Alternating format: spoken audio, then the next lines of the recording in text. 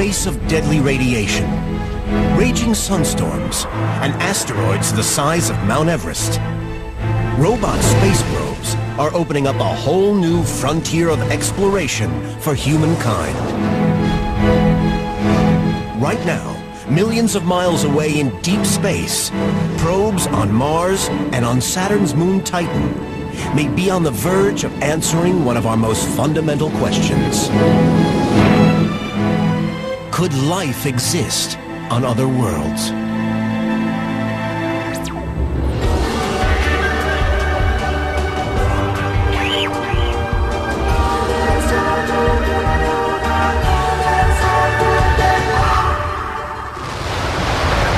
Since the dawn of the space age in the 1950s, man has sent over 200 robotic probes into space. Millions or even hundreds of millions of miles from home, these astonishing machines are our eyes and ears in space. Orbiting other worlds, landing on alien moons, probes have shown us the universe up close and personal. They have brought back samples from moons and comets, and even the sun itself. These are delicate, super sophisticated machines, yet they must survive the brutal battering of launch, the savage cold and radiation of space, all to help science solve the great mysteries of our solar system. Each generation of probes is more sophisticated than the last.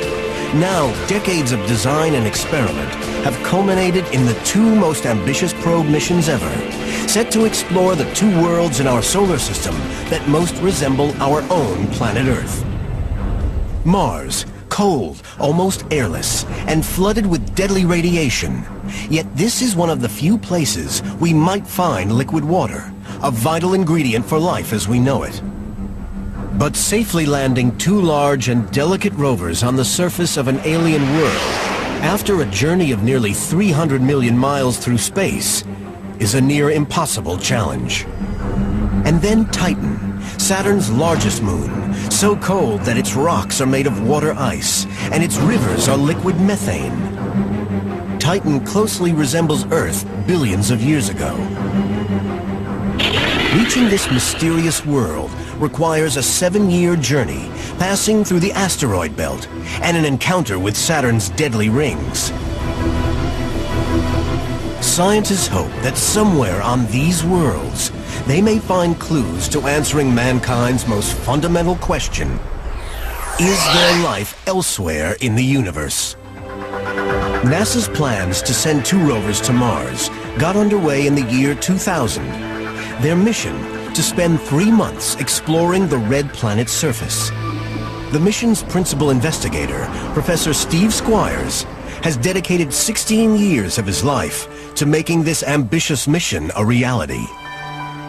I had absolutely no idea how rough it was actually going to be. A lot rides on this mission. 2 previous probes to Mars have failed. The first was planned to orbit around the planet. It missed and burned up in the atmosphere. The cause, a mix-up between English and metric units. Then, just 10 weeks later, they lost its sister probe. Our mission arose from catastrophe. We had 2 missions that preceded us, Polar Lander and Climate Orbiter, that were both lost at Mars. Squire's project is mission almost impossible. He has just under 3 years to build and launch 2 new rovers. Either we were going to go to Mars when we did, or we probably were never going to go at all. And so we had this absolutely inflexible deadline. The schedule is seriously tough, but the real challenges are technical. The probes must survive a bone-shaking launch, a 7-month flight, and then hit a re-entry window just 4 miles across, traveling at 12,000 miles per hour. In the atmosphere, a complex parachute system will decelerate the probes to just 12 miles per hour. They will literally bounce to a standstill using a series of airbags. Only once the protective casing opens can their mission begin. To design and build 2 Mars rovers from scratch in just 3 years is an incredible challenge. But the engineers have one big advantage. 3 years earlier, when 2 Mars missions failed, one other mission, Pathfinder, succeeded. Pathfinder was the first roving vehicle to have been safely delivered to another planet. It didn't travel far, but proved it could be done. The 2 new rovers are scaled-up versions of the original. But there's a problem. The rovers get scaled up and up. More and more instruments get added. A panoramic camera, sophisticated geological tools, a microscope, then large solar panels to power it. When we actually got down to the business of stuffing it into the lander, it was about 10% too big. It wouldn't fit in the lander. The team set to work to build a bigger craft to transport the rover through space to its final destination.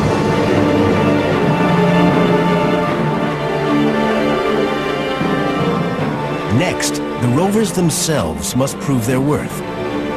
After 2 years of intensive design and assembly, the team get their first chance to see them in action. After so much struggle, it's an emotional moment. To actually see a fully assembled rover come to life for the first time brought tears to my eyes. I mean, I try to be the, tough space explorer guy, but that was just too much. That was an overwhelming feeling. This is the Sandbox, a simulation of Martian terrain at NASA's Jet Propulsion Labs in California. To collect the samples and images the team needs, the rovers must travel miles over a harsh terrain of dust and rock in temperatures as low as minus 190 Fahrenheit.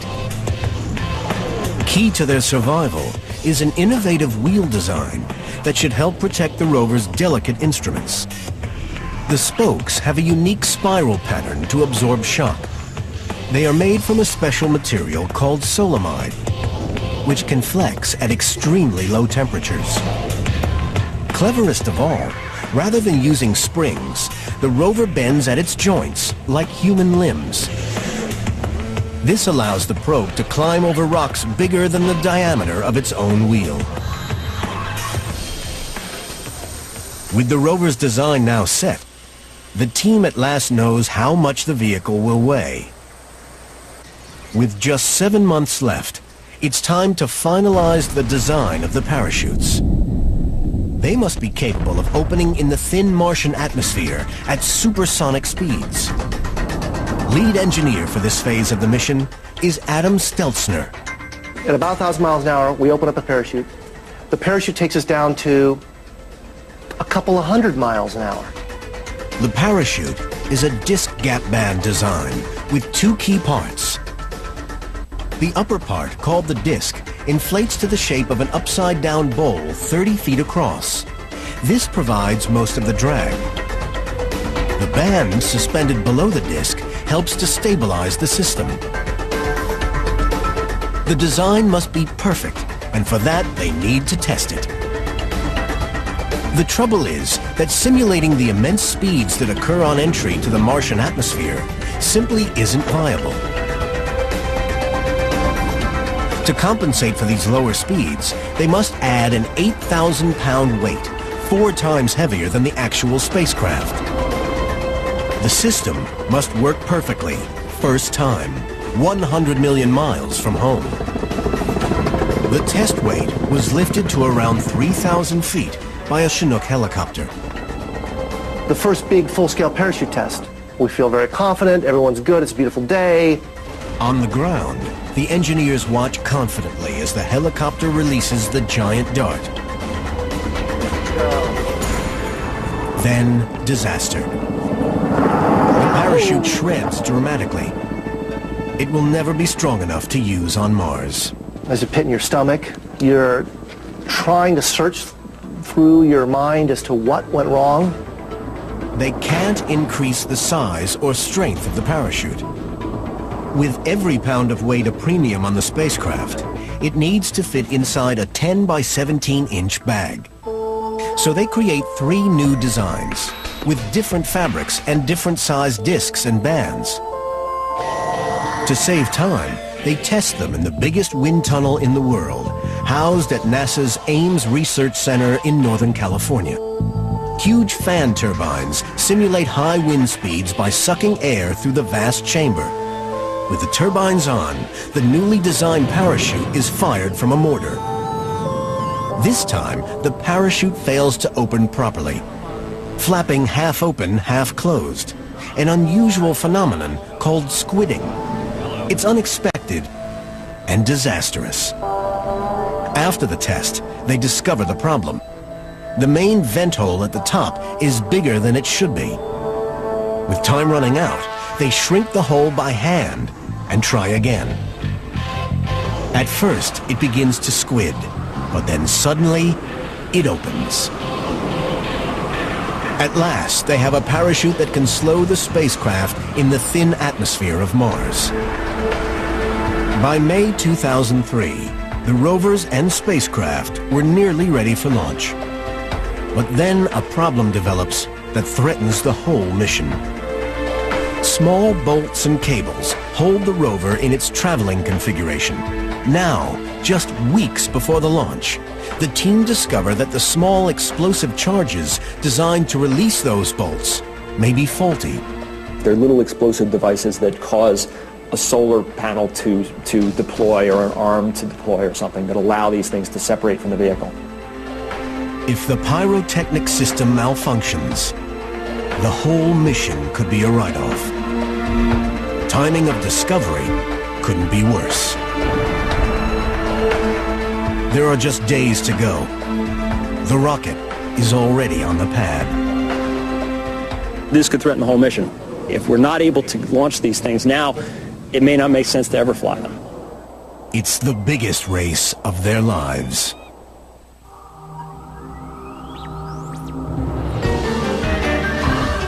May 2003. After 3 years of preparation, the Mars rover Spirit is ready for launch. But at the very last minute, a technical problem could force the mission to miss its launch deadline. The design team have discovered that the pyrotechnic cable cutters that release the rover when it reaches Mars may be faulty. They can't be sure without checking. But at this late stage, opening up the rover is impossible. There is only one solution: to track down the fired pyrotechnic cable cutters used during the testing phase to see whether they were flawed. If the old ones are functional, then the team can be confident that the new ones on the rover are functional too. Kobe Boykins, a mechanical engineer, was involved in the hunt for these old pyros. Some were at the lab here at the Jet Propulsion Laboratory. Some were at the Kennedy Space Center. Some were put away in closets. Some tests were done early enough that those pieces had been removed from the rovers early on in testing and put in a box, and that box was put in a cabinet. With time running out, the engineers tracked down dozens of old pyros, each one being tested for the fault. They all passed. And just as they were fueling the second stage of the rocket on the launch pad, the last pyro was discovered. NASA gave the go-ahead for launch. It went right down to the wire. There were many, many times during the development of our spacecraft when I didn't know if we would make it. I mean, 3 days before launch, I didn't know if we would make it. Then, at last, the moment Steve Squires has dreamed of for 16 years. The launch of the two most ambitious probes ever sent to Mars, Opportunity and Spirit. Their time has finally come. First to go is Spirit. Standing there on the beach in Florida, I didn't know if we had done enough or not. I didn't know if these things were going to die before they did their jobs. Launch is a risky process. Millions of dollars of complex engineering can be obliterated in an instant.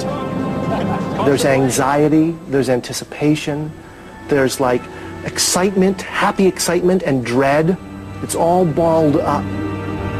The probes sit on top of almost 10,000 gallons of highly explosive rocket fuel. A rocket is essentially a controlled bomb. no launch could ever carry a safety guarantee. As the countdown begins, the engineers wait nervously. 15. Let guys go. And hydraulics go. Gotta remember to breathe. Gotta remember to breathe. The moment up to the point where they actually light the rocket, where the fire actually starts, you're sort of sitting there and it's sort of quiet anticipation. You're just ready for it to go.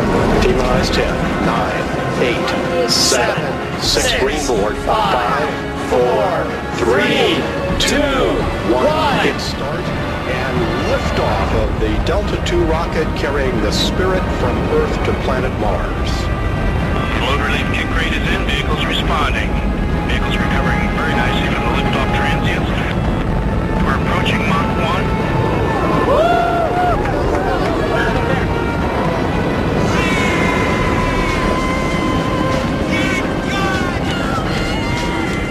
It sounds silly. I mean, it's a robot. It's a piece of metal, right? It's not a human being by any stretch. But you develop this sort of intense feeling for them, and then, man, you put the thing on top of a rocket, and it's gone.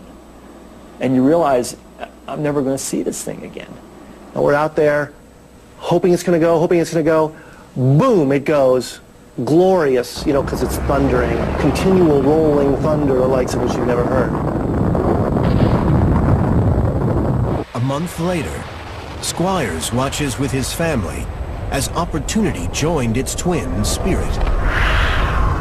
Together they begin their epic journey to Mars.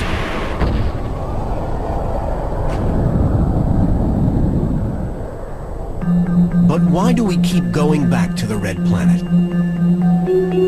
The answer is water. Older probes in orbit around Mars have revealed telltale signs of ancient water erosion on the Martian landscape. Gullies, riverbeds, perhaps even oceans. And where there's water, there might just be life. The signs are unmistakable because they also appear on Earth. Planetary geologist Professor Phil Christensen studies how water erodes our planet's surface. From orbit, we can look down from above and see the entire planet. So just like in a helicopter, you get a totally different view than if you're down walking on the surface. This aerial view shows clearly how water erosion carves the features that you see in Arizona today. On Mars, the landscape is very similar to this. Some of the canyons form by very rapid floods, where canyons larger than these can form in a matter of days. On Mars, these features formed millions or even billions of years ago. They raise a tantalizing possibility. Both rovers will land in areas that might once have been lakes. Their mission is to learn more about the way water may have shaped the Red Planet. They may even find clues that will help future missions solve the biggest question. Has life in some form ever existed on Mars? First, the rovers need to get there. They must complete a dangerous trip through space of almost 300 million miles. The first 3 months of the journey to Mars goes as planned. Then, Mission Control receives some alarming news. Scientists at the U.S. Space Environment Center have just recorded a massive burst of solar radiation from the sun. A solar flare bigger than any witnessed in history is on its way toward the delicate probes. Solar storms are deadly. They can knock satellites back to Earth and even fry electrical grid systems. The biggest solar flare in recorded history happened while we were on our way to Mars. It's just the kind of luck that we had with this mission. If there could be plagues of locusts in space, it would have happened to us. The probes navigate by recognizing star patterns. Squires and his team fear that the bursts of solar radiation will be interpreted as stars by the probe's navigation system. This could be disastrous. The probes could go off course and never make their rendezvous with Mars. To solve this, the mission controllers switch to a backup navigation system that uses the sun itself. Their other worry is that the solar flare will damage the probe's computer memory. All the team can do is wait. After the storm has passed, the team reboot the computers to check for damage.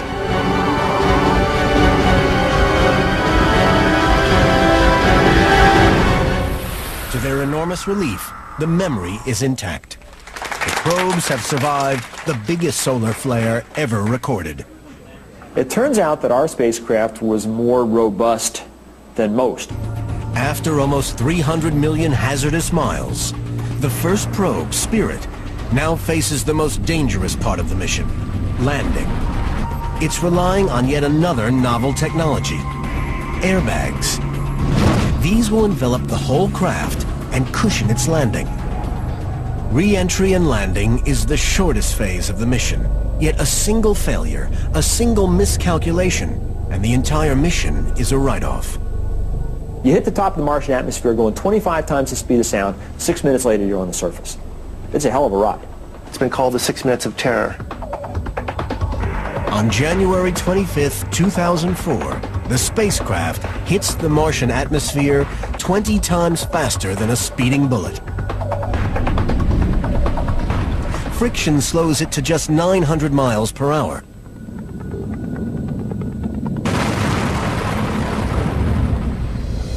It's time for the parachute to deploy.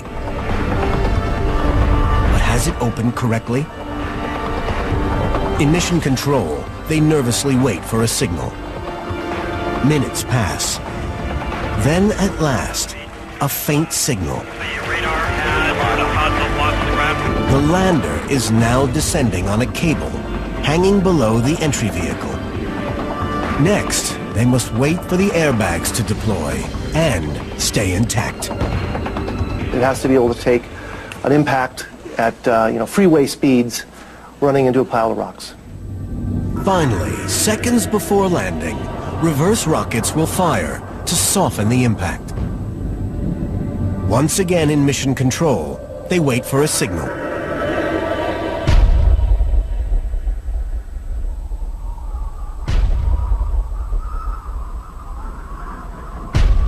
The craft will be out of radio contact until it reaches a standstill. And all of a sudden it's bouncing and spinning and it's rolling, and you lose any capability to communicate whatsoever. So we lose contact. You really worry whether the spacecraft has survived. 16 years of work hangs on whether in that next moment you get a radio signal or you don't. By now, 100 million miles away on Mars, it's already over. The probe is either safely down or it's crashed. A signal is either traveling through space toward them or it's over. All the team can do now is wait.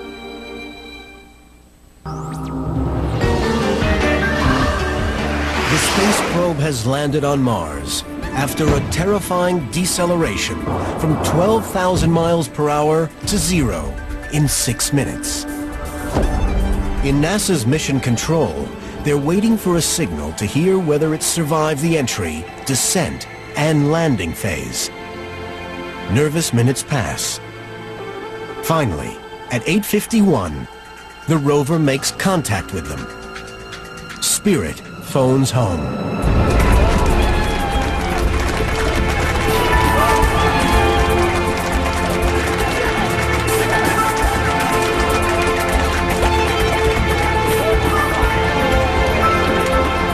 An interplanetary hole-in-one, without a doubt. But there is still one more obstacle before the probe can start its work. Would the cable cutters that nearly grounded the probe work when the explosive bolts fired? Or would the most complex robot vehicle ever designed be trapped on its lander for the rest of time? If everything works the right way, the rover unfolds itself, deploying its solar panels and panoramic camera. The rover then sends the first pictures back to mission control.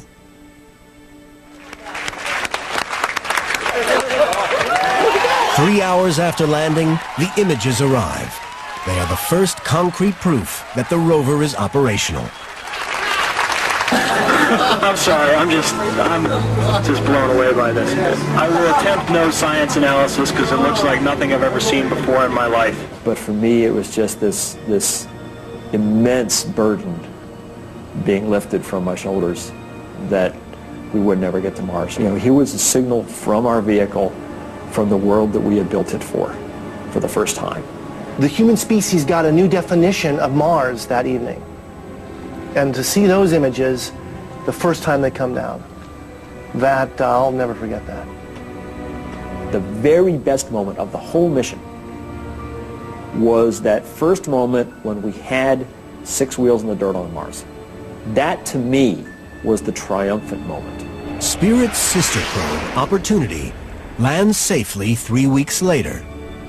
Against enormous odds, Squires and his team have landed the 2 largest and most complex rovers ever sent to Mars.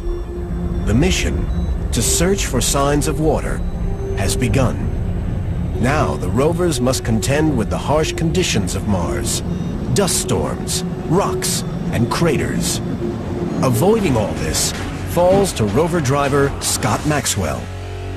I have the greatest job in 2 worlds. I come in every day and I look at pictures from another world that nobody's ever seen before. It's very much like a video game. And we have a 3D copy of the rover that we put down inside that video game, and we drive it around.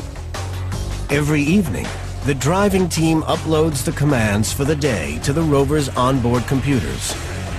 The sun gets strong enough to power the rovers for just 4 hours every day. During that time, they can travel up to 330 feet. But mostly they don't travel that far.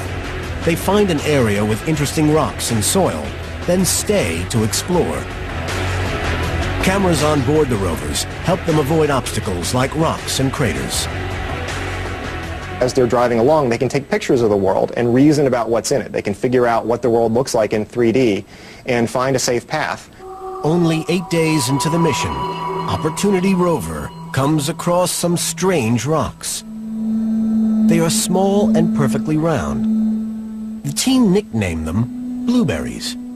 On Earth, blueberry-shaped rocks normally only form in liquid water. Could these be proof that there was once a lake here? Geologist Marjorie Chan believes so. Before the mission even began, she had predicted that if water once existed on Mars, the probes might find formations of this kind. When the rovers sent back those first images from Opportunity, we saw those balls and we just went crazy. The team is delighted. The mission to search for signs of ancient water is bearing fruit. Then comes even more evidence. The rovers discovered 2 minerals, goethite and jarosite, which could only be formed in the presence of water. After 4 decades of looking, they now had hard evidence. Groundwater did once flow over Martian rocks. Oh, I think the evidence is overwhelming that they have evidence for water on Mars. On Earth, water means life. If there is still water flowing on Mars, who knows what future missions might find. But water alone is not enough to get life started. That requires a complex soup of organic chemicals as well. On Earth, life started just under 4 billion years ago. And since then, our planet has become a very different place. We can't go back in time to study the conditions on early Earth, but we can still study those conditions today on another world. In the early 1980s, the Voyager probes passed Saturn, taking the first close images of Titan, its largest moon. Measurements revealed that maybe Titan's thick orange atmosphere could contain the chemical precursors for life. In some respects, Titan's atmosphere now is like Earth's atmosphere was perhaps 4 billion years ago. Here, tantalizingly, sitting in our own solar system, was a moon very much like early Earth. But to see how life could have started, we have to go there. If landing on Mars was hard, landing on Titan could be impossible.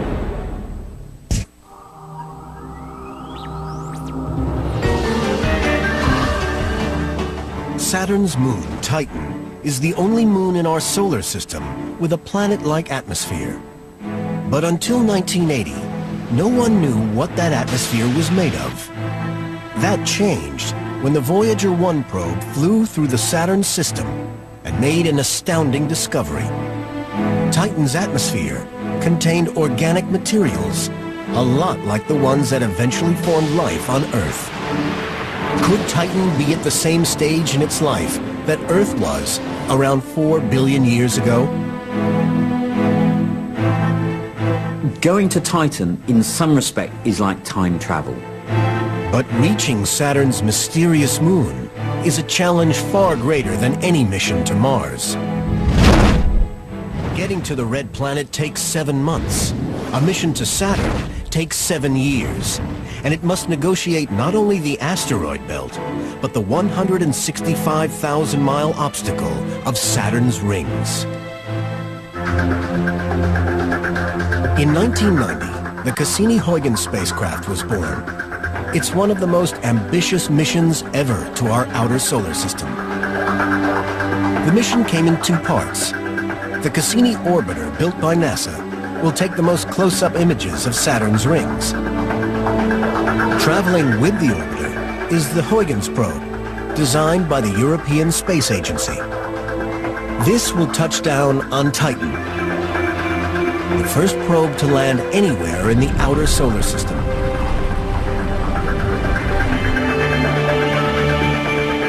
Professor John Zarnecki of the UK's Open University is one of the lead scientists on the Huygens probe. Titan is halfway across our solar system, so we really were, I would say, even a little bit crazy ever to take this on. Another member of the team has been waiting 20 years to see below the orange clouds of Titan. Professor Jonathan Lenine of the University of Arizona. To completely understand Titan, to see what was underneath this interesting organic-rich atmosphere, it was necessary to send a probe and an orbiter. For the design team, creating a probe for Titan is a prodigious challenge. Titan's atmosphere is so thick that we cannot see through it to the surface. Prior to landing there, we cannot even be sure what Titan is made of. Professor Zarnecki and his team design a small spike that would penetrate the mysterious surface on landing. The spike is the very first instrument to touch the surface of Titan. It sends its data back to Earth for analysis. In the laboratory, scientists compare the electrical signature of different surfaces, some soft, some hard, giving them a wealth of data. We didn't know if it was solid or liquid. It was that bad, our understanding or our knowledge of the surface. We had no idea if we'd float on liquid methane or we'd thud down onto a hard, icy surface. On October 15th, 1997, after 7 years in construction, the Cassini-Huygens probe is ready for launch. The spacecraft is enormous, the size of a school bus. At the time, it took the largest rocket in NASA's arsenal, the huge Titan 4B Centaur launch vehicle, to send the probe into space. The rocket weighs 1,000 tons. It's the height of a 22-story building, and at 4:43 in the morning, the final countdown begins. T-minus 10. Across the world, 8,000 engineers and technicians hold their collective breath. About 4 minutes. The previous launch of a European space mission, called Cluster, saw the rocket explode shortly after takeoff, destroying the $500 million spacecraft and shattering the dreams of hundreds of scientists. All the team can do is watch and pray. Professor Marty Tomasco of the University of Arizona built the camera that would take the first pictures of Titan's surface. It was only about the 4th launch of a Titan IV for a civil space mission And I believe the launch before us blew up on the pad. I was such a basket case during the Cassini launch. Many people have lost spacecraft payloads, work because the rocket blows up. 5, 4, 3, 2, 1, and liftoff of the Cassini spacecraft on a billion-mile trek to Saturn. Right on time, the rocket takes off. Pitch program is in, roll program is in. The launch goes without a hitch. We have cleared The rocket rises high above the platform. Cassini's perilous 7-year journey to Saturn has begun. Turn is separation.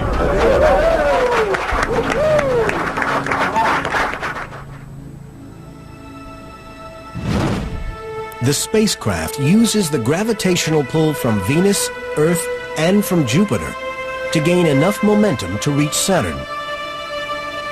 When the probe approaches a planet, the gravity of that large body takes over, propelling it past, this time faster.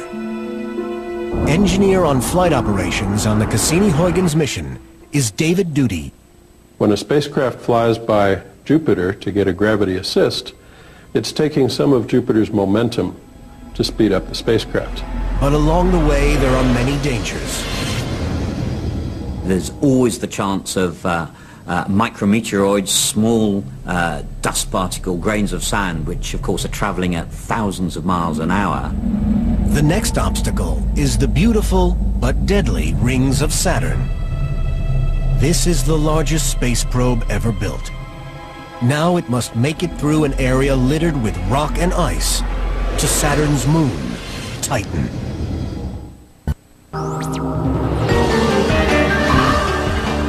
The Cassini-Huygens space probe is on a 7-year journey to Saturn.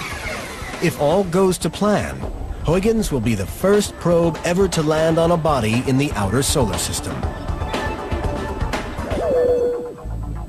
For the mission to succeed, the Huygens probe must send its data from the surface of Titan back to the orbiting mothership, Cassini. Cassini will then relay the information to Earth. Before the fixed communication system can prove its worth, Cassini and Huygens have to overcome one last deadly obstacle: Saturn's rings looming on its horizon. These rings are made up of billions of pieces of rock and chunks of ice, from the size of a dust grain to the size of a house. Saturn is 95 times as massive as Earth, and its enormous gravitational field captures any passing objects into its orbit to form the rings. These rings are wide, nearly 165,000 miles, but very thin, only about half a mile of beautiful but deadly rock and ice. To reach Titan, Cassini-Huygens will have to fly right through the gap between the 5th and 6th, or F and G rings, using its main antenna as a shield. One miscalculation, and the huge probe will smash into a million pieces. June 30th, 2004. Cassini prepares to enter orbit. Millions of dollars and entire professional careers are on the line. Mission Control waits for a signal that the probe is still intact and operating. Cassini rotates its giant antenna and heads toward the gap. Mission Control waits nervously for the signal that the 6-ton, $3 billion spacecraft has survived. 19 minutes later, a signal comes through. Johnson just reported a signal. We've survived the ring plane crossing through the F and G ring. The probe has survived, though not completely unscathed. The Cassini spacecraft was hit about 500,000 times as it went through the ring plane at that point. Fortunately, all of the hits were of tiny particles the size of smoke particles. Despite the hits, the probe is still functioning. It's time for Cassini to release Huygens for its mission to Titan. On January 14th, 2005, Huygens enters the thick, foggy atmosphere. On board, a camera is set to take the first ever pictures of this mysterious moon. This literally was the culmination of, for many of us, more than 15 years of work. It was success or failure in a matter of just a few hours. I had had nightmares for many years that this just wouldn't work and we would not get a single piece of data from Huygens. Unlike the Mars landers with their airbags, the Huygens probe has only parachutes to slow down its fall. There are 3 of them, and they should give the probe time to take the first pictures of Titan from below the clouds. But danger heightens as re-entry and touchdown approach. It will be 4 hours before Huygens can contact Cassini to confirm it is safely on the surface. Until then, the team can only hope for the best.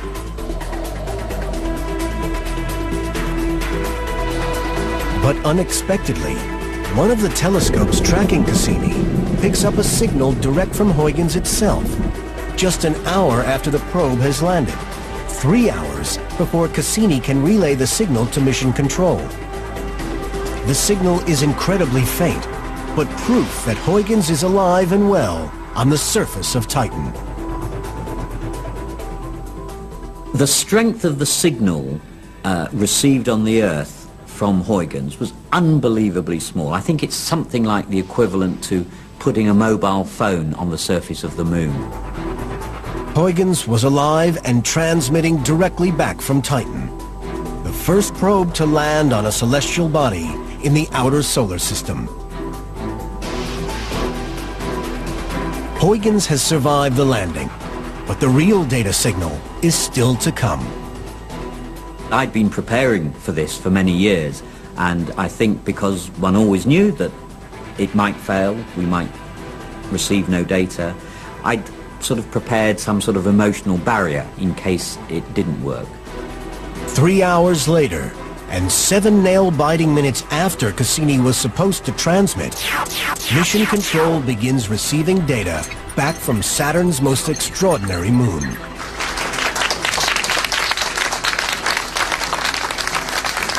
Here, for about 2 minutes, were these thumbnail images of Titan's surface, the first that any human eye had seen of the surface of Titan, coming at you 1 every second.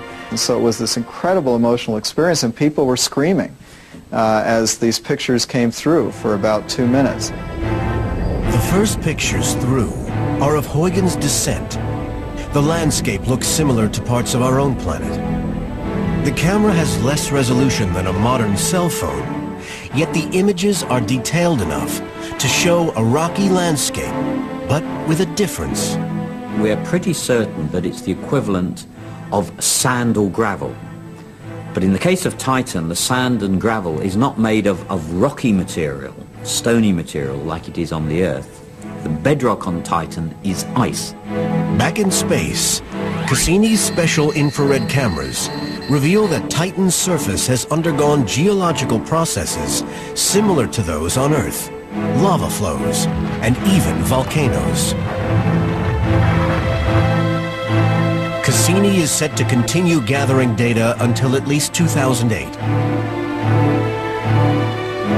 In that time, scientists are confident they will learn new and extraordinary things about this strange world, teaching us more about the chemicals that gave rise to life here on Earth almost 4 billion years ago. Both Mars and Titan are helping us to build an even more complete picture of how our solar system formed in the first place. And there's more to come. NASA is studying future missions to Mars, including the possibility of collecting samples and returning them to Earth. There is even an idea to send an airship-style probe back to Titan to travel through its atmosphere, gathering data. Probes such as Cassini-Huygens, Spirit, and Opportunity are the pinnacle of human technical achievement. Through them, we have learned secrets that would otherwise have remained mysteries forever. And where probes go today, Perhaps people will go tomorrow. One of the things that we're doing, I hope, with this mission is exploring the next generation of scientists and engineers who are going to go to Mars and do stuff better than we were able to do it. Okay, because they saw this on television, because they saw these pictures on the internet, and they thought, hey, that's neat. I bet I could do this. I bet I could do this better. Wherever future generations may go, whatever they may achieve, one thing is certain. Probes will go ahead of them, revealing new knowledge and new mysteries. And perhaps one day, there will even be a probe that delivers the ultimate news. We are not alone.